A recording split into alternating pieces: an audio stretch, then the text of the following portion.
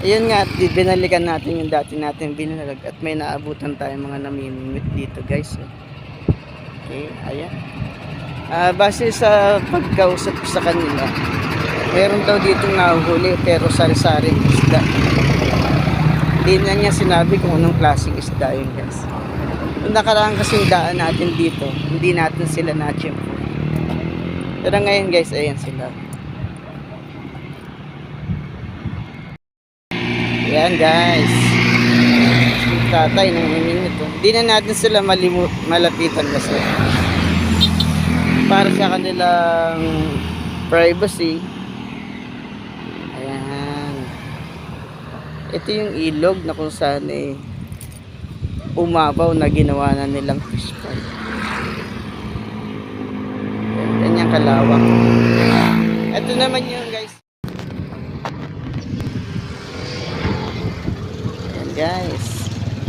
Ito naman guys yung dating pinuntahan natin na walang tubig. Ayan guys, meron na siyang tubig. O tingnan nyo. Diba? Medyo high tide ngayon kaya naabutan na siya may tubig.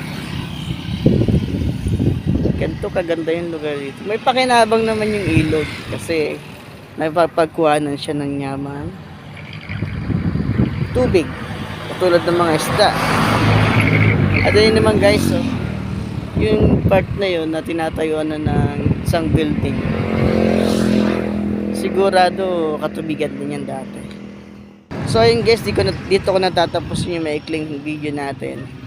Binalikan ko lang yung lugar kung saan yung maraming tao na may mingwit dito at di natin naabutan nung nakaraan, kaya heto tayo ngayon. Ayan guys, meron pang maglalakad dun, mamimingwit din sila. Hindi na natin sila malapitan kasi privacy na nila yon. Pero one time kakausap tayo ng kanila, isa sa kanila napapayag na ma-interview natin kung ginagawa ba nila yung pang-araw-araw para sa kanilang pangangailangan sa pagkainan. So that's it. Bye bye. See you next video.